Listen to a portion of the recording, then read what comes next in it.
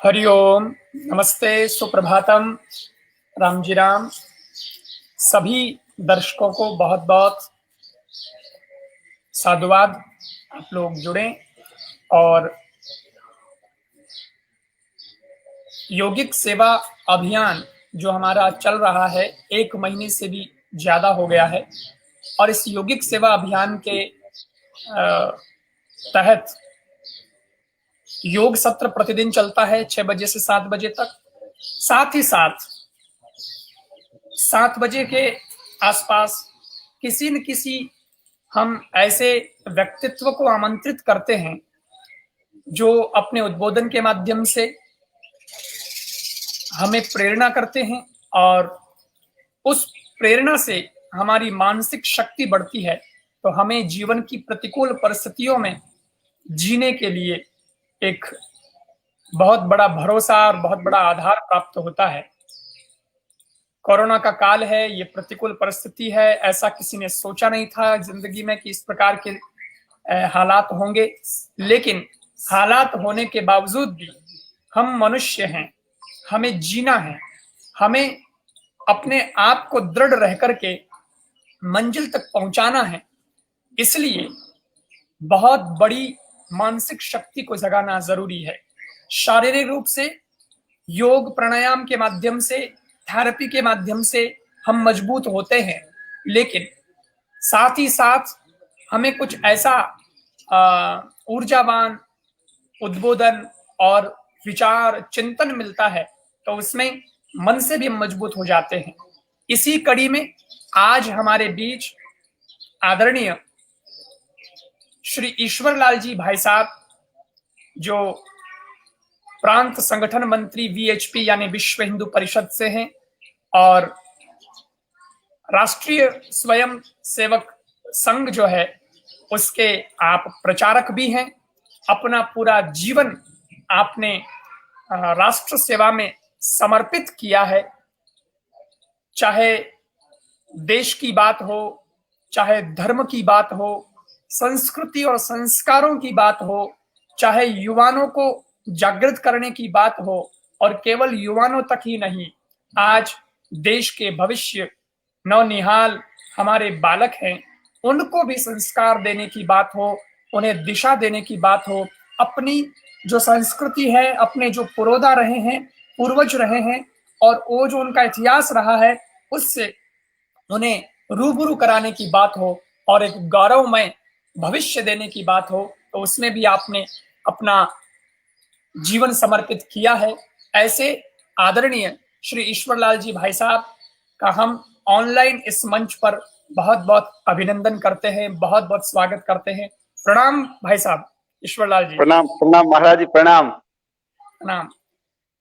तो भाई साहब, आज आपसे मिलकर के बहुत प्रसन्नता हो रही है। वैसे तो आयोजनों में हम कई बार मिलते रहते हैं और आज ये चूंकि लॉकडाउन की परिस्थिति है, ऐसी स्थिति है, इसलिए ऑनलाइन मुलाकात हो रही है और बहुत से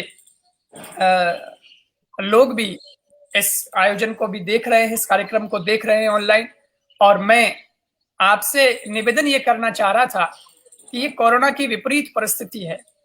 कभी नहीं सोचा था किसी ने कि इस प्रकार की स्थिति बनेगी, लेकिन ऐसी स्थिति आ गई है और लोगों का जाना बंद हो गया है। किसी साधक के लिए या आप जैसे प्रचारक के लिए तो ये बड़ी बात नहीं है। अगर 6-6 महीने भी कोठरी में रखा जाए, गुफा में रखा जाए, तो आप रह सकते हैं, हम भी रह सकते हैं। और कहीं अगर जनता में भेज दिया जाए कार्य करने के लिए, तब भी उसका हम आनंद ले लेते हैं कि चलो ये अवसर है तो यही सही। माने हम हर चीज को सेवा मानकर के उसे स्वीकार कर लेते हैं। और हमारे तो देश का ये इतिहास रहा है कि स्वतंत्रता सेनानी हो, देशभक्त हो, उन्होंने तो कारागृह में भी अपना समय बिताया, वर्षों वर्षों बिताए हैं और वहां से भी देश के लिए कार्य किया है। लेकिन आम जनता जो है, आज की जो जनता है, उसके लिए जो बहुत फास्ट फॉरवर्ड है, जो मोबाइल, व्हाट्सएप, इंटरनेट से चलती है और हर चीज में वह कहीं न कहीं सुविधाओं से घिरी रहती है, ऐसे में एकदम लॉकडाउन लग जाना, फिर लोगों को बंद कर देना, न कहीं घूमने जा सकते हैं, न कहीं और कुछ देख सकते हैं, कहीं जाना नहीं, कुछ काम नहीं, और ऐसी स्थिति में वे अपने आप को कैसे तैयार करें कि हाँ, इस विपरीत परिस्थिति में भी हम आराम से रह सकते हैं। दूसरी बात, शारीरिक रूप से भी लोग कमजोर हो जाते हैं, या जिनको कोरोना हो जाता है तो वो बड़े घबरा जाते हैं। मैं तो देखता हूं कि किसी को कोरोना होता नहीं है, लेकिन थोड़ी सी खांसी होती है सामान्य सी, और कोरोना का डर इतना है कि वो उस खांसी को भी कोरोना समझ लेता है। उसकी वजह से भी कई बार आदमी मानसिक रूप से बिल्कुल गिर जाता है, और वो फिर जिंदगी की ये जो जंग होती है उसमें हार जाता है। मेरा निवेदन आपसे ये है कि इस विपरीत परिस्थिति में कैसे हम इसका सामना कर सकते हैं और कैसे अपने जीवन को बचा सकते हैं, उसके लिए आपका मार्गदर्शन प्रासंगिक है। स्वागत है। पहले तो महाराज जी आपको सादर प्रणाम। प्रत्यक्ष रूप से तो अपने मिले ही है, लेकिन अभी ये बीच का जो कालखंड रहा उसमें आपके दर्शन नहीं हुए, तो आज आपने अपने इस मंच पे मुझे आमंत्रित किया, तो मैं आपको साधुवाद देता हूँ, आपको प्रणाम करता हूँ। प्रणाम। दूसरा महाराज जी, आपके बारे में कौन नहीं जानता, सर्व सुलभ और बिल्कुल सरल व्यक्तित्व के धनी विद्वान तो है ही है आप।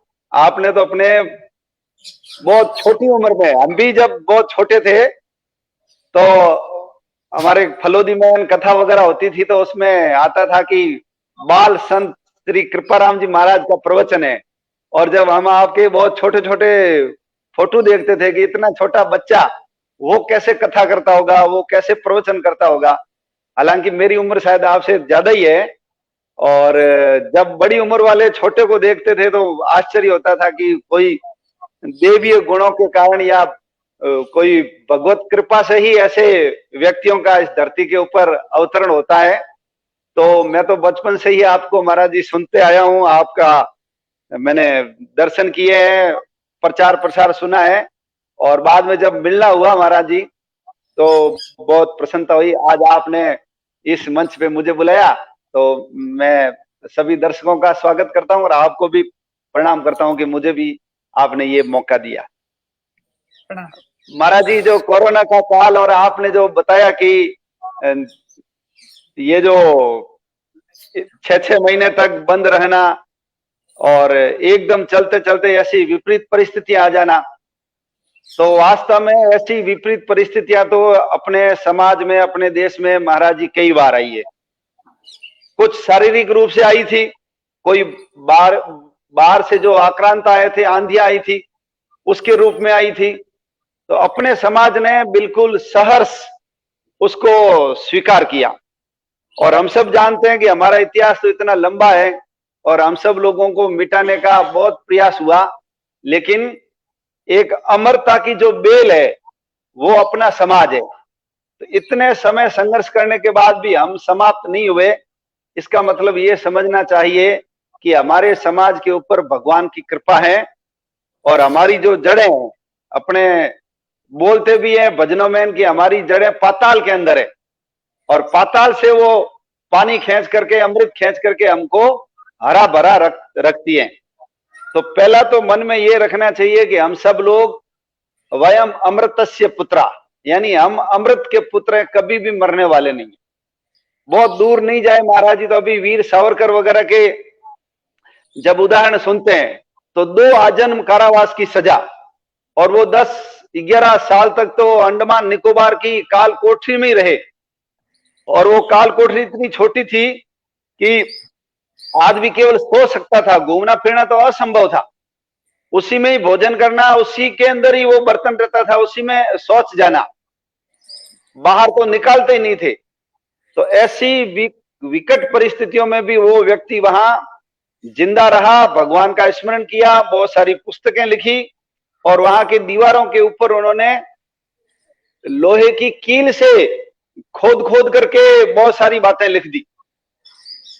तो ऐसा एक नहीं, ऐसे अनेकों क्रांतिकारी हुए, और उन्हीं क्रांतिकारियों के कारण आज हम इस विकट परिस्थिति में भी प्रेरणा ले सकते हैं कि हमारे पूर्वज जब ऐसे रहे हैं तो हम सब लोग भी उन्हीं पूर्वजों के वंशज हैं।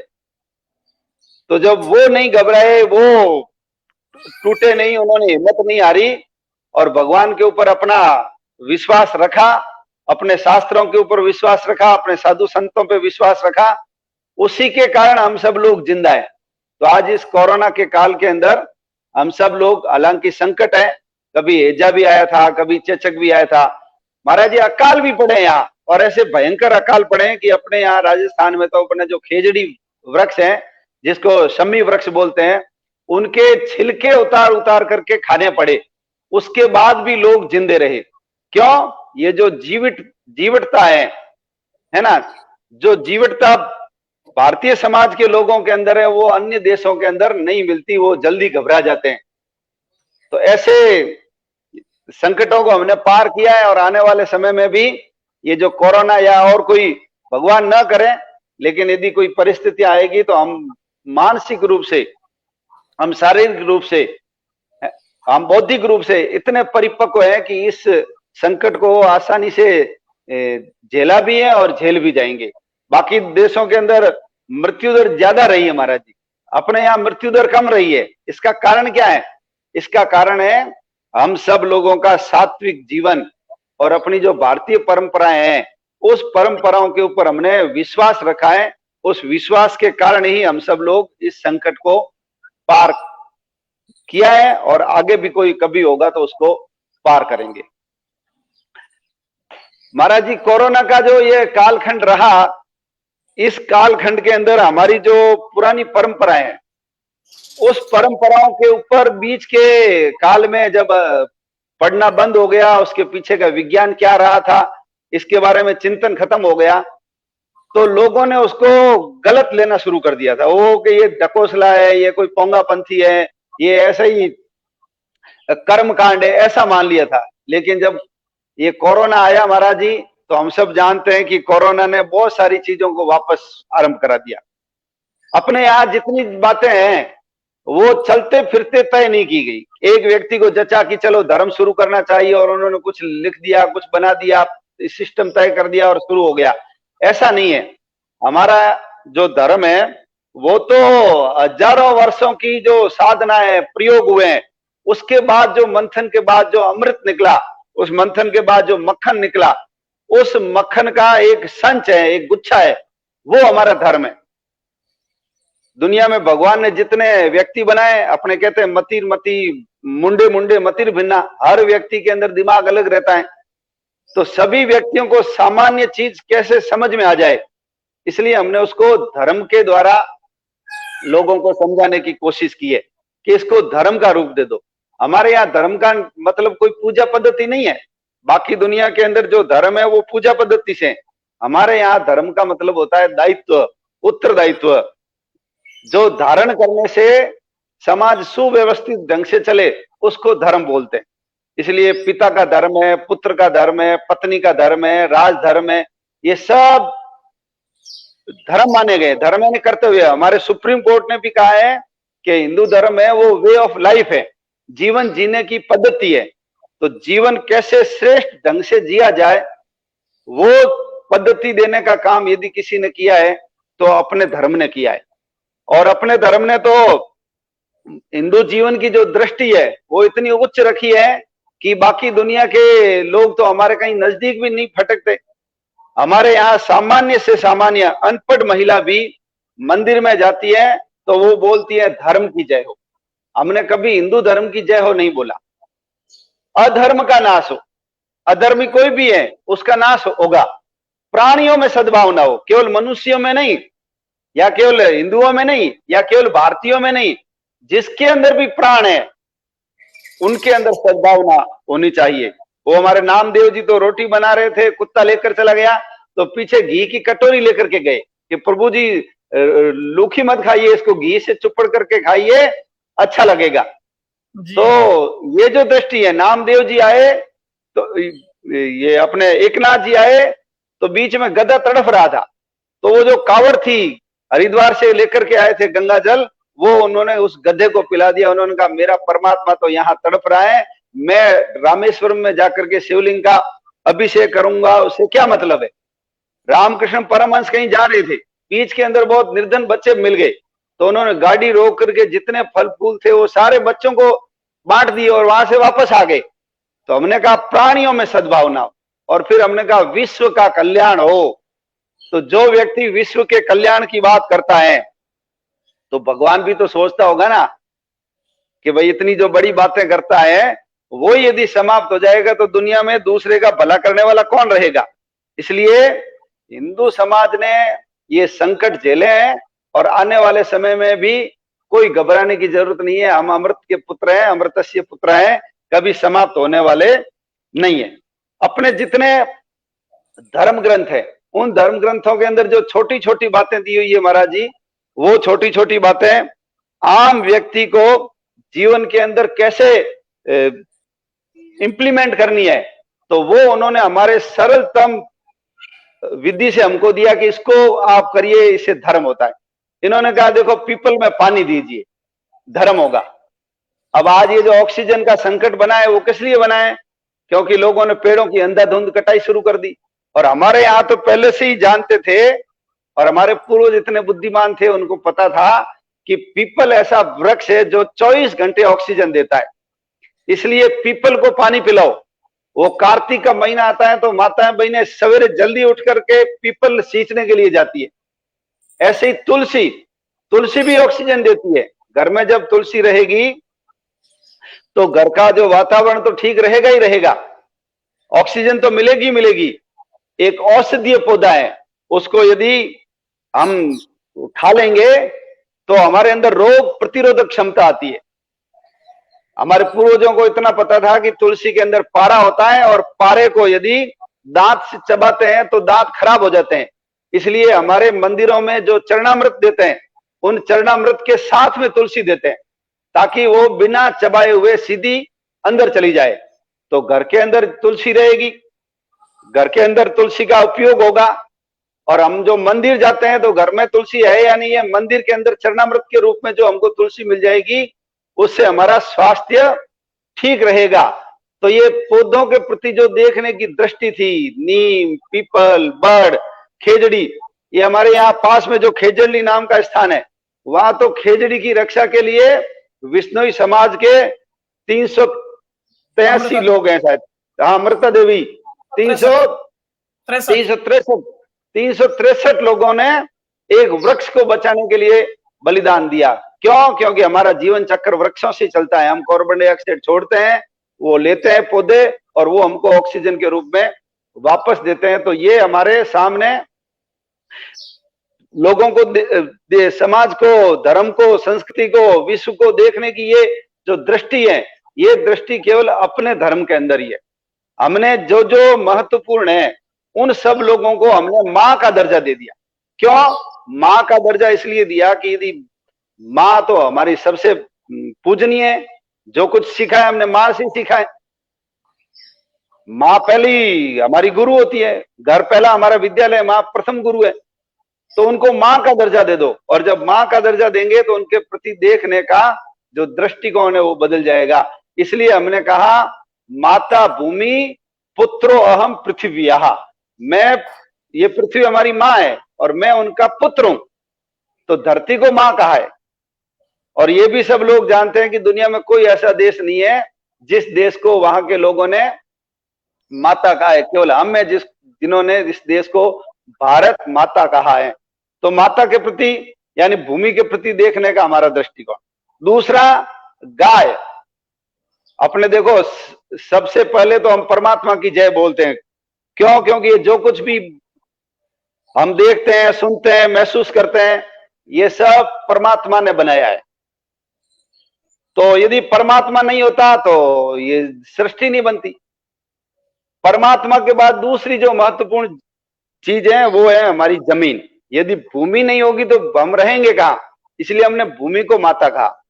भूमि के बाद हमारे पास यदि गाय है, वर्षा तो भगवान करता ही है, लेकिन यदि गाय है तो उससे बैल हो जाएगा, उससे हम खेती कर लेंगे, उसका दूध होगा, घी होगा, मक्खन होगा, छाछ होगी, दही होगा, उससे हम हमारा जीवन चला सकते हैं। बैल के द्वारा हम खेती करके अनाज पैदा कर सकते हैं। इसलिए गाय को भी हमने माता माना है। और महाराज जी, चलता फिरता हॉस्पिटल यदि कोई है तो वो तो गौ माता ही है। और आजकल तो गाय के ऊपर जबरदस्त महाराज जी शोध हो गए, अनुसंधान हो गए।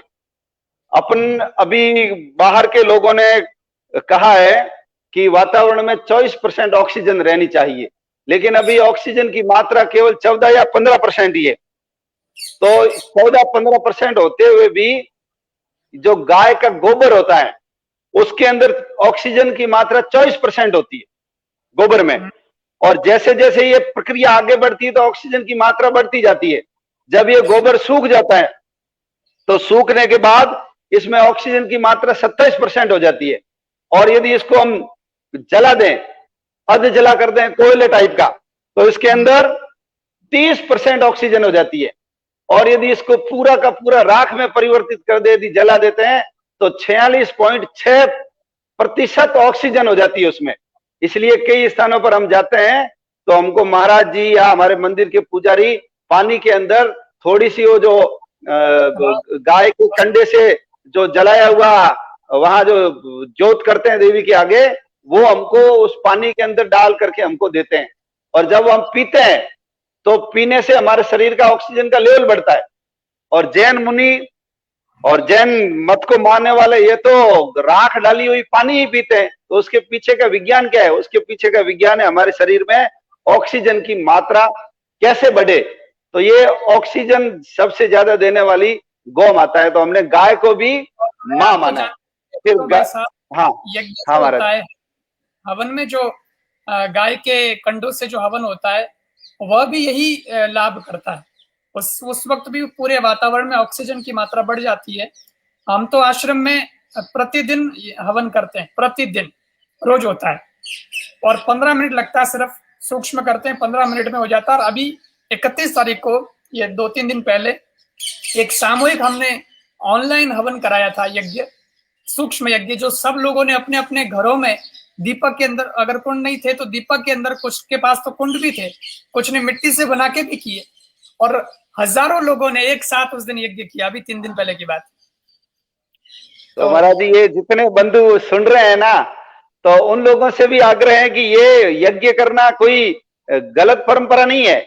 यज्ञ के अंदर जो तिल और चावल जलाते हैं, तो तिल जलाने से जो ऑपरेशन थिएटर के अंदर कीटाणु रहित करने के लिए जो गैस होती है, तो गाय के घी के साथ जब तिल जलता है तो वो गैस बनती है, और जब चावल जलता है तो वो गैस बनती है जो वर्षा होने में सहायता करती है। तो ऑक्सीजन तो बढ़ेगा ही बढ़ेगा, वर्षा भी होगी, कीटाणु भी मरेंगे।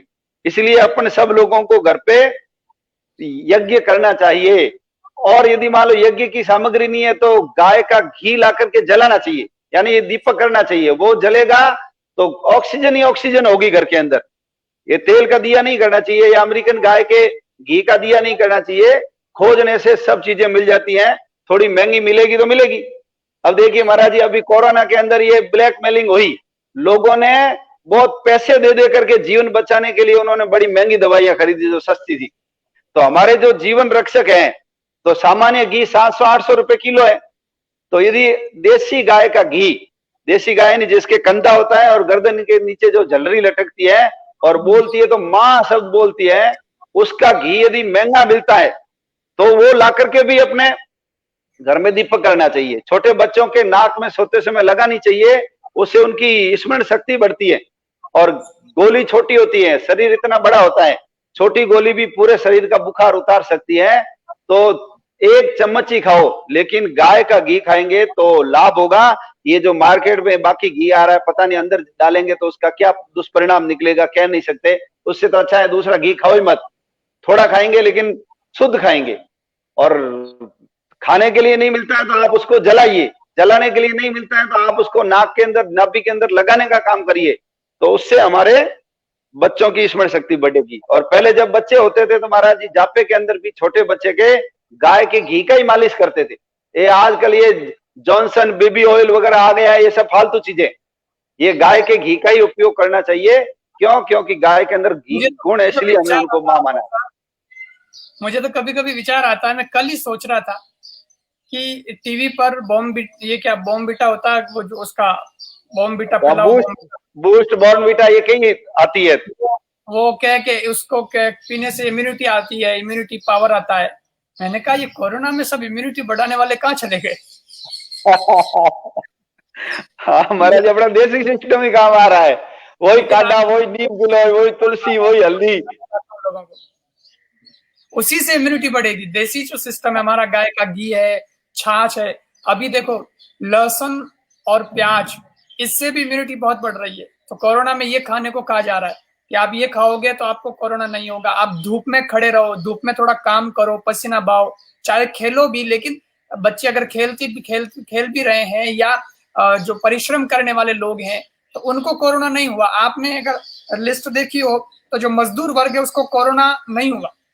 दूसरा, अब गेम खेलने वाले बच्चे क्या है, ऑनलाइन सब ये कि भाई अपने तो पबजी खेलो और कैंडी क्रश खेलो और मोबाइल का गेम हो गया। तो मोबाइल के गेम में तो कोई विकास होना नहीं है, उसमें तो कोई इम्यूनिटी बढ़नी नहीं, उल्टी इम्यूनिटी घटनी है, क्योंकि तो एनर्जी खत्म होती है। लेकिन जो हमारे प्राकृतिक, हमारे जो पुराने गेम है प्राचीन, कबड्डी हो गया, खो खो हो गया, सतोलिया हो गया, और ये जो लंगड़ी टांग हो गया, या इस तरह से जो खेलते हैं, उसमें जो पावर बढ़ता है, शरीर में जो पसीना आता है, उससे वास्तव में हमें रोगाणुओं से लड़ने की ताकत आती है। सही है महाराज जी। तो महाराज जी, आजकल माता जी पिताजी क्या करते हैं, उनको खाने पीने के लिए तो बहुत देते हैं, दूध पी ले, बादाम खा ले, अखरोट खा ले, ये कर ले, फल खा ले, लेकिन वो व्यायाम के लिए उसको कहता ही नहीं है कि भाई तू सवेरे उठ करके 2 किलोमीटर दौड़ा कर, शाम को जाकर के खेला कर, सूर्य नमस्कार किया कर, योग प्राणायाम किया कर, छत के ऊपर खड़े होकर, और नहीं तो चलो 15 मिनट, 10 मिनट, 5 मिनट रस्सी कूदा करो।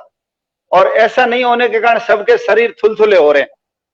नहीं तो हमारे तो अपने को पता है, जो दुर्गादास राठौड़ जोधपुर के थे, तो दुर्गादास राठौड़ की जो माता जी थे, वो गांव के अंदर 2 सांड लड़ रहे थे, उनको पकड़ करके उन्होंने सींग से दोनों को ही अलग कर दिया।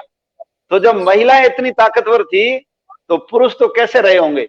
उसका कारण है कि वो सब लोग मेहनती थे, और मेहनत से ही वो सारा करते थे। और मेहनत खत्म हो गई तो बिना मेहनत के तो महाराज जी कुछ होता नहीं है, फिर वो शरीर में रोग ही आएंगे। इसलिए शरीर से पसीना प्रतिदिन निकलना ही चाहिए, प्रतिदिन निकलना चाहिए। हमने अभी लग करके पार्क के अंदर अपने हाथ से खुदाई करके जितने भी कंकर पत्थर थे सब साफ कर दिए। तो हमारी खुद की भी कैपेसिटी बढ़ी है कि हम 3 घंटे किसान जैसे काम करता है, मजदूर काम करता है, वैसे हम काम कर सकते हैं। हमारे यहाँ बाहर झुग्गी झोपड़ी या है कुछ, एक निर्माण कार्य चलता है, उसके अंदर ये लोग रहते हैं छपरे वगैरह बना करके। तो महाराज जी वो सब ऐसे ही घूमते हैं बच्चे वगैरह। हमारे यहाँ भी हमने स्कूल चलाया था, किसी के कोरोना वगैरह नहीं हुआ। कारण है कि मेहनत करने से कुछ भी रोग नजदीक नहीं आता। इसलिए मेहनती प्रवृत्ति होनी चाहिए, मेहनती प्रवृत्ति नहीं होगी तो आने वाले, हम घर में जो गमला में पौधा लगाते हैं, वो पौधे का बहुत ध्यान रखते हैं कि ये पानी डालो, ये वालो, वो करो, ऐसा करो, इस टाइम पानी डालो, लेकिन फिर भी वो मुरझा जाता है। और एक पहाड़ में बिल्कुल जो चट्टान को फाड़ करके, तोड़ करके जो पौधा निकलता है, वो एकदम मजबूत रहता है। वो आंधी भी झेलता है, तूफान भी झेलता है, बारिश भी झेलता है, वो काल को भी झेल लेता है और बसंत को भी झेल लेता है, और उसके बाद भी वो बिल्कुल टिका रहता है, क्योंकि वो हर परिस्थिति में रहना जानता है और हर परिस्थिति को स्वीकार करता है।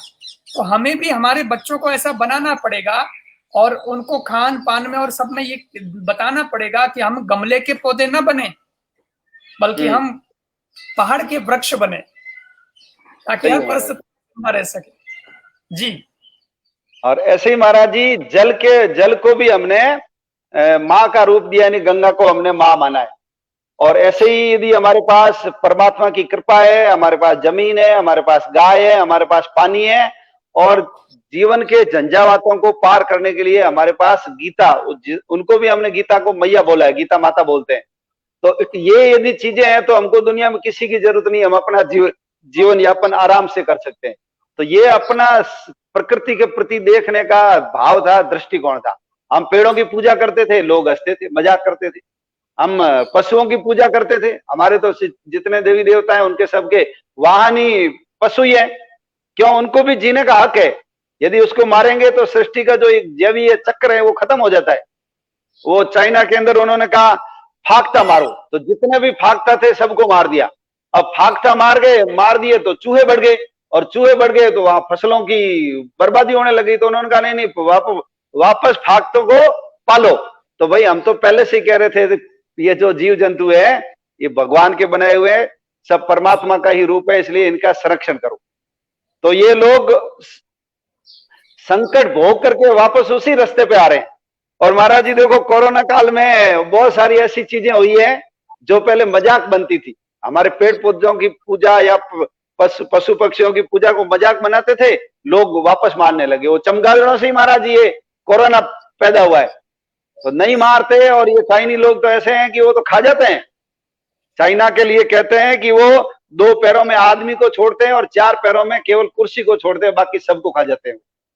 अब आगे नहीं, जीव जंतुओं को नहीं खाना चाहिए। पहले महाराज जी हमारे यहाँ सूतक रखते थे, घर में बच्चा हुआ मृत्यु हो जाती थी, लोग कहते थे ये सब नाटकबाजी है। लेकिन अब वापस समझ में आ गया कि नहीं, 10 दिन तक सूतक रखना चाहिए, उससे मृत्यु होती है, जला करके आते हैं, या घर में बच्चा होता है तो उससे वातावरण में थोड़ी सी ऐसे हानिकारक कीटाणु बढ़ जाते हैं। तो सूतक रखेंगे तो उसका नुकसान नहीं होगा। शमशान घाट में स्नान करो, यहाँ घर आकर के भी स्नान करो, घर से बाहर ही स्नान करो, फिर उनको लेकर के आओ अंदर। तो ये सब साफ सफाई रखने वाली चीजें विज्ञान से जुड़ी हुई थी। हाथ धोकर के भोजन करो, नीचे बैठ करके भोजन करो, पैर भी धोकर के आइए, ये था। बीच में मजाक बना, लेकिन वापस मानने लगे। हम सब लोग जब चरण स्पर्श करते थे या प्रणाम करते थे, लोग मजाक उड़ाते थे। अब आज कोरोना के कारण महाराज जी बीच में हाथ मिलाने का सिस्टम था ना, वो सब बंद हो गया। सबको डर लगता है कि पता नहीं क्या हो जाएगा। तो भैया हमारी संस्कृति तो पहले भी कहती थी कि दूर से ही आप हाथ जोड़ करके प्रणाम करो। और ये भी विज्ञान है, हमारा ये उत्तरी ध्रुव है, ये दक्षिण ध्रुव है। आप बिना हाथ मिलाए या दोनों पैर मिलाए रह नहीं सकते। आप कभी कोशिश करिए कि आज दिन में मैं हाथ और पैर आपस में नहीं मिलाऊंगा, असंभव है, असंभव है। ये मिलेगा ही मिलेगा, उत्तरी ध्रुव दक्षिणी ध्रुव। तो हाथ मिलाते हैं तो ये दाया हाथ यानी दक्षिण ध्रुव है, सामने वाले का ही दक्षिण मिलता है। तो दाया और दाया मिलता है तो आकर्षण नहीं होता, विकर्षण होता है। चुंबक के जो 2 ध्रुव थी ना, दक्षिण और दक्षिण मिलाते हैं, एस और एस, तो वो चिपकते नहीं है, भागते हैं। और एन और एस मिलाते हैं तो फिर वो चिपकते हैं। तो हमारा ये एन और एस ये प्रेम पैदा करने वाला है। उनका जो हाथ मिलाने का है वो एस और एस आपस में मिलता है, इसलिए दूरी बनाने वाला है। इसलिए हम पैर भी छूते थे। तो हमारा जो दायां हाथ है सामने वाले के बाएं पैर को छूता था, यानी हमारा जो एस है साउथ, वो सामने वाले के नॉर्थ को छूता था। और हमारा जो नॉर्थ है हाथ, वो सामने वाले का पैर साउथ है, उसको छूता था। तो हमारे शरीर के अंदर से चुंबकीय तरंगें उनके शरीर में प्रवेश करती थी, और जब वो वापस हमको आशीर्वाद देता था तो हमको वो तरंग वापस हमारे शरीर में अंदर आती थी। तो एक ये चुंबकीय तरंग बनती थी, पूरा एक सर्कल बनता था। इसलिए कहते हैं बड़े लोगों के पैर छूने से आयुर्विद्या यशो बलम, आयु बढ़ती है, यश बल बढ़ता है, बल बढ़ता है। अब लोग वापस वो नमस्ते प्रणाम पे आ गया आगे। अब महाराज जी पहले हमारे यहाँ आरती करते थे तो उसके ऊपर हाथ घुमा करके ऐसे यूं करते थे, लोग कहते थे ये देखो ये ढकोसला है।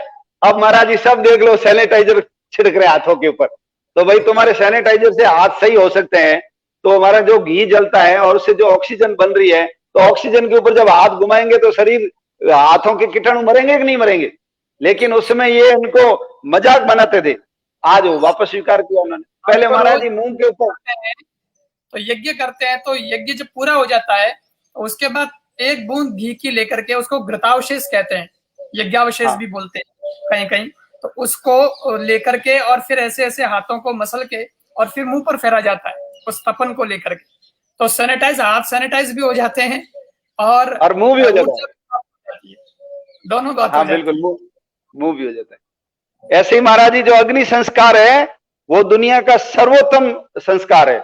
अपने यहाँ तो चारों ही है, अग्नि संस्कार भी है, जल संस्कार भी है, जल में बहा दो लाश को, मिट्टी संस्कार भी है, खड्डा खोद करके गाड़ दो, और एक खुला जंगल के अंदर छोड़ दो पशु पक्षियों के खाने के लिए। तो इन चारों विधियों को में से सर्वोत्तम विधि है वो अग्नि संस्कार है। आज इस कोरोना काल में कई देशों ने वापस इस अग्नि संस्कार को उन्होंने स्वीकार किया कि नहीं, सर्वोत्तम यही है। हमारे महाराज जी जैन मुनि मुंह पे पट्टी बांधते थे, कई लोग मजाक के उड़ाते थे। अब बोलो सब लोग पट्टियां बांध के घूम रहे कि नहीं घूम रहे। तो हमारे बाप दादों को तो पहले से ही पता था कि मुंह पे पट्टी रखनी चाहिए ताकि हमारे कीटाणु अंदर आए नहीं। ऐसे ही महाराज जी शाकाहार, हाँ महाराज जी। और जैसे हमारे यहाँ तो ये भी हम लोग कहते हैं कि भाई प्रकृति ने जो है ये छोटा सा हमें एक संदेश दिया, संकेत दिया है कि प्रदूषण कर करके प्लास्टिक क्या, कचरा क्या, वो क्या, ये सब डाल डाल के हमने पृथ्वी के मुख पर बहुत बड़ी पट्टी बांध दी थी। तो पृथ्वी को श्वास या प्रकृति को श्वास लेने में तकलीफ हो रही थी। लेकिन अब प्रकृति ने एक छोटा सा संकेत दिया दंड के रूप में, एक छोटी सी पट्टी हमारे मुख पर बांधने को मजबूर किया है और कह रही है कि बोलो कैसा महसूस कर रहे हो। जब तुम्हारी इतनी सी पट्टी में तुम्हें घुटन महसूस हो रही है तो मेरा क्या हाल हुआ ये तो देखो। इसलिए कहते हैं कि प्रकृति को शुद्ध रखो तो तुम खुद सही रह पाओगे। सही है महाराज जी। और ऐसे महाराज जी शाकाहार का भी चलन बढ़ा है। जो शाकाहारी थे उनके ऊपर असर कम हुआ है, जो मांसाहारी थे कोरोना का असर उनके ऊपर ज्यादा हुआ है। और ये मांसाहार के कारण ही कोरोना फैला है। चाइना के लोग वो चमगादड़ खाते थे, उसी से बढ़ा है ये। तो शाकाहार के प्रति भी महाराज जी लोगों का भाव बढ़ा है। हम महाराज जी पहले शंख बजाते थे तो लोग कहते थे ये काहे का शंख बजा रहे हैं, ये मंदिरों में काहे की घंटियां बजा रहे हैं। लेकिन आज हॉस्पिटल में डॉक्टर उनको कहते हैं कि ऑक्सीजन लेवल बढ़ाना है और फेफड़ों को यदि मजबूत करना है तो आप लोग गुब्बारे फुलाओ, और वो सब बैठे बैठे गुब्बारे फुला रहे। तो भैया हम तो पहले ही कहते थे घर में शंख रखो और रोजाना थोड़ा थोड़ा बजा लो तो आपके फेफड़े मजबूत हो जाएंगे। तो वापस वो मुरली बजाओ।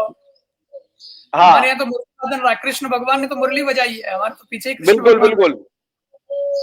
हाँ, वो फूंक लगती है ना फेफड़ों से तो फेफड़ों का व्यायाम होता है, व्यायाम हो जाता है। और ऐसे ही योग प्राणायाम सूर्य नमस्कार है महाराज जी, उसकी भी स्वीकार्यता बढ़ी है। लोगों ने ये करना शुरू किया है। क्यों? क्योंकि उनको पता है ऑक्सीजन लेवल बढ़ाना है, फेफड़ों को मजबूत करना है, तो योग प्राणायाम वगैरह करना ही पड़ेगा। ऐसे ही महाराज जी हमारे यहाँ खाने पीने का भी बहुत ध्यान रखते थे। अपने यहाँ शीतला सप्तमी मनाते हैं, कहीं अष्टमी बोलते हैं। तो सर्दियां खत्म हो जाती है तब ये आती है, गर्मियां शुरू होने वाली है तब आती है। यानी हमारे पूर्वजों ने कहा कि आज जितना ठंडा खाना है खा लीजिए, क्योंकि सर्दी में तो रात का जो ठंडा है सवेरे खाएंगे तो कोई फर्क पड़ने वाला नहीं है। लेकिन आज के बाद यदि तुम लोग ठंडा खाओगे तो बीमार हो जाओगे, इसलिए शीतला सप्तमी भी इसलिए शुरू की गई। ऐसे ही जो ये महिलाओं के आभूषण होते हैं, ये महाराज जी आभूषण भी अपने आप में रोगों से लड़ने के लिए महिलाओं के अंदर या पुरुषों के अंदर कौन कौन सी चीजें जरूरी है वो हमारे आभूषणों के रूप में अपनाया गया। शरीर के ऊपरी वाले भाग के अंदर सोना पहनिए, नीचे वाले भाग पर चांदी पहनिए। और हमारे पूर्वजों को तो यह भी पता था कि कौन से धातु को पहनने से कौन सा रोग ठीक होता है, या फिर कौन सा नग पहनने से कौन से ग्रह की दशा ठीक हो जाती है। क्योंकि ये जितने भी ग्रह घूमते करते हैं ये सब हमको प्रभावित करते हैं, और ये प्रभावित करते हैं तो उससे संबंधित जो चीज जोड़ी जाती है उससे हमारे शरीर को फायदा होता है। पहले मंगल की दशा होती थी तो माँ कहती थी देख तो है ना तेरे ऊपर मंगल की दशा है, आप लाल नग की अंगूठी पहनो। अब वैज्ञानिकों ने लाखों करोड़ों रुपए खर्च किए हैं, और खर्च करने के बाद अब वो कह रहे हैं कि मंगल के जमीन का रंग लाल है। तो हमारे पूर्वज तो पहले ही कहते थे कि लाल है। हमारी माँ को ही पता था कि जब मंगल का रंग लाल है इसलिए लाल नग की अंगूठी पहन। तो ये जो महाराज जी इतनी जो बातें हैं ना, जल्दी उठना, घूमना, प्राणायाम करना, नीचे बैठ करके भोजन करना, घी का दिया जलाना करना, ये सारी चीजें शुरू हुई है। मंदिर जाना भी महाराज जी बीच में बंद हो गए लोग। अब लोग सब मंदिर जा रहे हैं वापस, भगवान के प्रति उनकी श्रद्धा बनी है। अपने बोलते हैं ना मरता क्या नहीं करता, भाई बिन हो न प्रीत, हारे का नाम हरि नाम, हारे का हरि। तो उनको लगा कि रहेंगे कि नहीं रहेंगे, भगवान की कृपा चाहिए, इसलिए मंदिर जाना शुरू हुए लोग। लेकिन हमारे पूर्वजों ने कहा था कि मंदिर का जो गुंबद होता है उसके नीचे खड़े होने से हमको ऊर्जा मिलती है, और हम प्रयोग भी कर सकते हैं कि कोई अपने सब्जी लेकर आइए बराबर मात्रा में, एक तो खुला रख दीजिए, और एक सब्जी के ऊपर ये जो पिरामिड यानी गोल आकार की, या फिर वो मिस्र के पिरामिड है, ऊपर से तीखे नीचे से चौकोर होते हैं, ऊपर जाके चोटी बन जाती है, ऐसा कोई तांबे का पीतल का बना हुआ लाकर के टोपी जैसा उसके ऊपर रख दीजिए। तो जिसके ऊपर ये रखेंगे वो सब्जी ज्यादा दिन तक चलेगी, खराब नहीं होगी। खुली सब्जी जल्दी खराब हो जाएगी। तो हमको दिन भर जो काम करते हैं उसके लिए जितनी ऊर्जा चाहिए वो ऊर्जा हमको मंदिर में जाने से मिलती है। तो ये कोरोना काल के अंदर इनके प्रति भी वापस भाव बढ़े, लोग मंदिर जाना शुरू हुए। और ये सब जो उदाहरण है, ये कहने का मतलब है कि हर व्यक्ति के अंदर बुद्धि समान नहीं होती है, इसलिए हमारे पूर्वजों ने उसको धर्म का रूप देकर के किया कि ऐसा करेंगे तो आपको धर्म होगा। धर्म होगा, एक होगा का मतलब है हम लोगों को फायदा होगा, हमारा स्वास्थ्य ठीक होगा। इसलिए अपनी जितनी भी ये पुरानी प्रथाएं, पुरानी परंपराएं, उसके बारे में यदि हमको नहीं पता है तो हम उसकी आलोचना, निंदा नहीं करें, उसके पीछे तो जाएं कि इसमें क्यों शुरू किया गया, इसका जो लाभ क्या है। तो अपन लोग यदि ये करेंगे तो आने वाले समय में दुनिया को जो मार्गदर्शन करना है, दुनिया को जो दिशा देनी है, वो भारत को ही देनी है। और आज भी पूरी दुनिया भारत की ओर मुंह ताक करके खड़ी है कि हमको भारत दिशा देगा। क्यों? क्योंकि आजकल सब लोग दुखी है और उस दुखी जीवन में सबसे अच्छी प्रकार से जीवन कैसे यापन कर सकते हैं, ये हमारे भारतीय दर्शन में मिला है। हमने कहा है धर्म, अर्थ, काम, मोक्ष। धर्म के द्वारा अर्थ यानी धन कमाना, उसको ऐसे काम में खर्च करना जिससे मोक्ष हो जाए। हमने तो देखो ज्ञान योग, कर्म योग, भक्ति योग ये भी दिया है। हमने वात, पित्त और कफ, इससे हमारे बीमारियां पैदा होती हैं, ये हमने बताया है। हमने कहा है कि सबको अलग अलग करके मत देखो, सब परमात्मा के हिस्से हैं। इसलिए व्यष्टि, व्यष्टि यानी व्यक्ति, व्यक्ति के बाद समष्टि, समष्टि यानी समाज, फिर उसके बाद जो तीसरा है वो है सृष्टि, ये जो कुछ भी दिखाई देता है वो सृष्टि, और चौथा है परमेष्टि, जो दिखता तो नहीं लेकिन बनाया उसी ने। तो व्यष्टि, समष्टि, सृष्टि और परमेष्टि, इन चारों का संतुलन बराबर होना चाहिए। तो ये हमारे पूर्वजों ने हमको दिया है। ऐसे ये जो छोटी छोटी बातें, सत्यमेव जयते, आत्मा की अमरता, पुनर्जन्म, ये सब बातें इसलिए की है कि आदमी सही रास्ते पे चले। यदि पुनर्जन्म का सिद्धांत नहीं होगा तो व्यक्ति दुष्कर्म करेगा, नहीं तो उसको पता है गलत काम किया तो अगले जन्म के अंदर कोई कुत्ता बिल्ली बनूंगा। डर किसका? या तो पुलिस का डर है, या भगवान का डर है, या अगले जन्म में क्या बनूंगा उसका डर है। तो यह आत्मा की अमरता, ये जितनी जो बातें हैं, ऐसी बहुत सारी हो सकती है बातें, फिर विषय बहुत ये लंबा हो जाएगा महाराज जी। तो ये हमारे समाज ने बहुत चिंतन मंथन करके हमको मक्खन के रूप में ला करके आज ये दिया है। तो अपन सब लोग इस कोरोना काल में उन सब चीजों को समझें और अपने जो पूर्वजों की जो परंपराएं, प्रथाएं, उसको धारण करें। जा तो बहुत तेजी से रहे। एक विमान जा रहा था तो विमान का वो जो दिशा सूचक यंत्र है वो खराब हो गया। अब पायलट ने कहा कि दिशा सूचक यंत्र खराब हो गया। अब जा तो बहुत तेजी से रहे लेकिन किधर जा रहे हैं पता नहीं हमको। तो आज तरक्की तो हो रही है, प्रगति तो हो रही है, लेकिन हम जा कहां रहे हैं ये हमको पता नहीं पड़ रहा है। तो हमको जीवन को शांतिपूर्वक और स्वस्थ रहते हुए यदि व्यतीत करना है तो अपने को भारतीय संस्कृति, भारतीय व्यवहार, भारतीय जीवन पद्धति, भारतीय जीवन दृष्टि, ये सब अपनानी पड़ेगी। और ये अपनाई है, इसलिए हमारे पूर्वज स्वस्थ रहे, सुखी रहे। महाराणा प्रताप एक ही झटके से बहलोल खान को घोड़े सहित 2 टुकड़े कर दिए उसके। छत्रपति शिवाजी महाराज ने कोई युद्ध नहीं हारा। और आज भी दुनिया में अजय सेना यदि किसी की है तो भारतीय अजय सेना है। वो कारगिल वगैरह के अंदर वो ठेठ ऊपर बैठे थे, ऊपर से वो पत्थर भी फेंकते थे तो नीचे गोली की तरह आकर लगता था, और यहां से दागा हुआ गोला ऊपर जाकर के फूल की तरह जाकर के गिरता था। तो ऐसी दुर्गम स्थितियों में भी हमने वो युद्ध जीता। इसका अर्थ है आज भी अजय लोग हैं, मजबूत लोग हैं, ताकतवर लोग हैं वो भारतवर्ष में। और उसका जो कारण है वो कारण मात्र हमारी जो हिंदू जीवन पद्धति थी उसको हमने अपनाया। तो आज आप महाराज जी, आपसे जुड़े हुए जितने भी भक्तगण हैं उन सब से निवेदन है कि ये जितनी चीजें हमारे पूर्वजों ने हमको, चाहे माँ के रूप में कहा होगा, चाहे धर्म के रूप में कहा होगा, चाहे संस्कारों के रूप में हमको दिया होगा, है ना, जो संस्कार कृति के रूप में आ जाए वही संस्कृति है।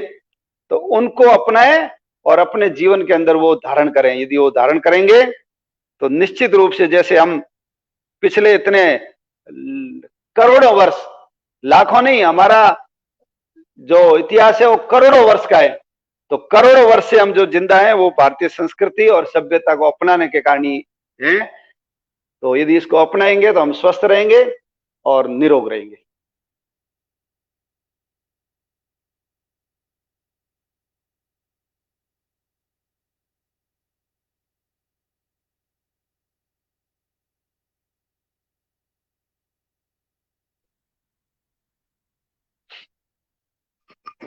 आ रहा है, कट गया।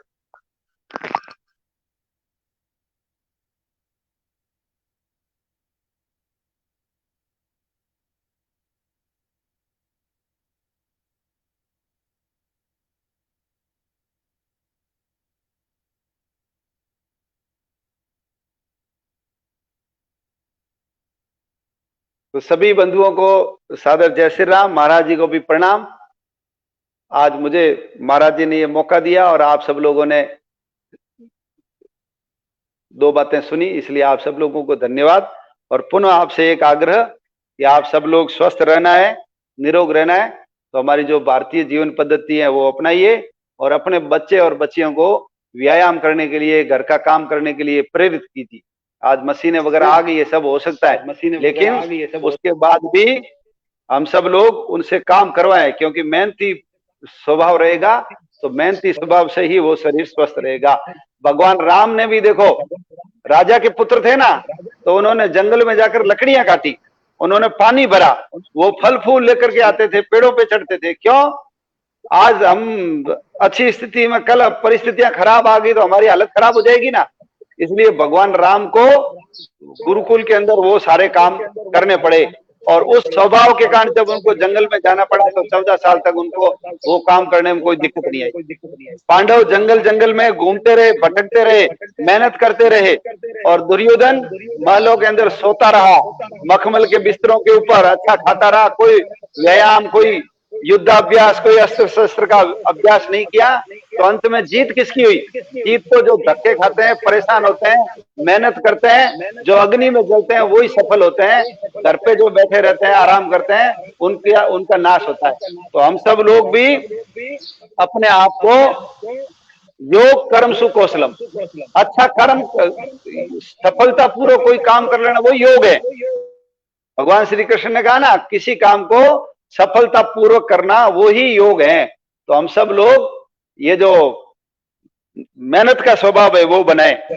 अपना एक श्लोक भी आता है ना कि शेर जंगल का राजा होता है, लेकिन उसको भी शिकार करना पड़ता है। ऐसा नहीं कि खरगोश चल करके या हिरण चल करके आ जाता है कि हाँ चलो भाई राजा है, मैं इसके मुंह में घुस जाऊं। नहीं, क्रिया सिद्धि ही सत्वे भवति महताम नोप करने, क्रिया से ही सिद्धि होती है, केवल सपने देखने से होती नहीं है। इसलिए आप सब लोग इस कोरोना काल में जीतने के लिए अपना जीवन दर्शन है, जीवन पद्धति है, वो अपनी जो भारतीय परंपरा के हिसाब से बनाएंगे, ऐसा आप सब लोगों से निवेदन है। आपका उद्बोधन रहा और आपने जो बातें बताई है वो बातें हैं जिनसे केवल भारत ही नहीं बल्कि संपूर्ण विश्व जो है वह इस बीमारी से भी मुक्ति पा सकता है और जीवन शैली सीख सकता है। माने वैज्ञानिक जीवन शैली जो है वो हमारी संस्कृति में बताई गई है और ये आपने जो बताया है उससे ये प्रमाणित हो गया, सिद्ध हो गया कि ये केवल किसी एक देश के लिए ही नहीं है बल्कि संपूर्ण विश्व की जनजाति के लिए, मानव जाति के लिए ये शैली है। इसलिए भारत की संस्कृति ये विश्व की संस्कृति बन सकती है और आज सारी दुनिया हमसे सीख भी रही है, इसका हमें गौरव भी है और हमें स्वयं को भी इस संस्कृति को बहुत गौरव के साथ स्वीकार करना चाहिए। अगर कहीं हम भटक भी गए, हमने हमारी संस्कृति को छोड़ना शुरू कर दिया, तो ये कोरोना ये कह रहा है कि अब भी वक्त है, अभी तो बहुत छोटी बीमारी आई है, लेकिन अगर अब नहीं चेते तो फिर पता नहीं क्या होगा। तो हमें हमारी संस्कृति को अपनाना है, हमारा खान पान, रहन सहन और सारी की सारी बातें हमें हमारे जीवन में अपना लेनी चाहिए। आज आपने जो मार्गदर्शन दिया उस मार्गदर्शन से मैं समझता हूँ बहुत से लोगों को ये प्रेरणा मिली है। और जो आपने मानसिक शक्ति बढ़ाने की बात कही है कि हमने तो वीर सावरकर जैसे लोग, उन्होंने जो तकलीफें सही है, परेशानियां सही है, वैसी परेशानियों का तो 1% भी हमने नहीं सहा है। तो हमें घबराने की आवश्यकता नहीं है, हम इस जंग को जरूर जीतेंगे और आने वाला समय जो है वो बहुत अच्छा समय आ रहा है। इस भावना के साथ और इस चिंतन के साथ हम डटे रहें तो निश्चित रूप से हम आने वाले कल को देख पाएंगे। जितने भी कोरोना में लोग हैं, जिनको कोविड हो भी गया है, मैं उन सब के लिए भी कहता हूं कि अपनी संस्कृति को अपनाएं और धैर्य बना के रखें, सब अच्छा होगा। ईश्वर जी भाई साहब, आप पधारे, आपने अपना समय दिया, उसके लिए मैं आपका बहुत बहुत आभार व्यक्त करता हूं। और निश्चित ही निकट भविष्य में हम पुनः मिलेंगे और फिर कोई चर्चा करेंगे, चिंतन करेंगे। आज आपने जो समय दिया और जो चिंतन रखा, उसके लिए बहुत बहुत साधुवाद, प्रणाम। हम तो महाराज जी संत बुलाते हैं तो हम तो भागे आते हैं, और विश्व हिंदू परिषद तो संतों के मार्गदर्शन में काम करता है। जी, संत समाज के, आज देखो इतने षड्यंत्रों के बाद भी समाज में संतों की, साधुओं की इज्जत कम नहीं हुई है। तो संत तो हमारे मार्गदर्शक है। आपका आशीर्वाद हमेशा महाराज जी हमारे ऊपर बना रहे, परंतु बस इतनी। हाँ, परंतु मैं तो कहता हूँ, मेरे गुरु जी भी कहते हैं कि आरएसएस का प्रचारक वह किसी संत से कम नहीं होता है। आप तो संत से भी अधिक कार्य करते हैं और निश्चित रूप से आपका जीवन, आपकी तपस्या, आपका त्याग और आपका समर्पण। संत माने क्या? संत खाली कपड़ों से ही संत नहीं होता, उसके गुणों से वो संत हो जाता है। तो मैत्रेया करुणया चाकिल जंतसु समत्वेन च सर्वात्मा भगवान संप्रसीदति, शास्त्र कहता है। ये गुणों वाला जो संत है, वो गुण जो है यहाँ से प्राप्त होते हैं। जो राष्ट्रीय स्वयंसेवक संघ की जो प्रक्रिया है, जिस प्रकार से उन्हें तैयार किया जाता है प्रचारकों को, तो अपने आप में वो किसी तपस्वी से कम नहीं होता, ऐसा हम मानते, ऐसा भी करते हैं। तो लगता है कि आप में कोई अंतर नहीं है, संत में और आप में। और साथ ही साथ विश्व हिंदू परिषद की जहां बात की जाए तो उन्होंने भी बहुत सुंदर कार्य किया है। आज भगवान श्री राम जी का मंदिर अवध में बन रहा है। और अन्य जो जगह कृष्ण भगवान की बात हो, चाहे काशी विश्वनाथ की बात हो, तो ये सब चीजें अच्छी होंगी धीरे धीरे।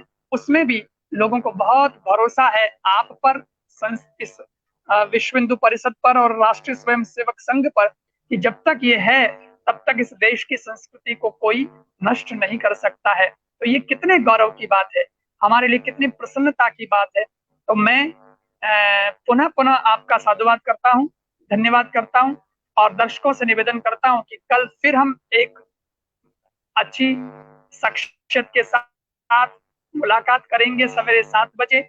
उससे आप पुनः जुड़िए और सवेरे 6 से 7 जो योग सत्र चलता है उसका लाभ भी लें। तो तन को भी ठीक रखें और मन को भी ठीक रखें, और इसके साथ साथ अपने सवेरे प्रातः जो शुरुआत हो रही है जिंदगी की या दिन की, वह हमारे संस्कृति के गुणगान से हो। इससे बढ़िया और आपका सौभाग्य क्या हो सकता है। इन्हीं भावनाओं के साथ सबको बहुत बहुत साधुवाद, जो जुड़े उनको भी बहुत बहुत धन्यवाद। कल फिर 7 बजे मिलते हैं एक नई शख्सियत के साथ। प्रणाम। ओम प्रणाम। प्रणाम महाराज।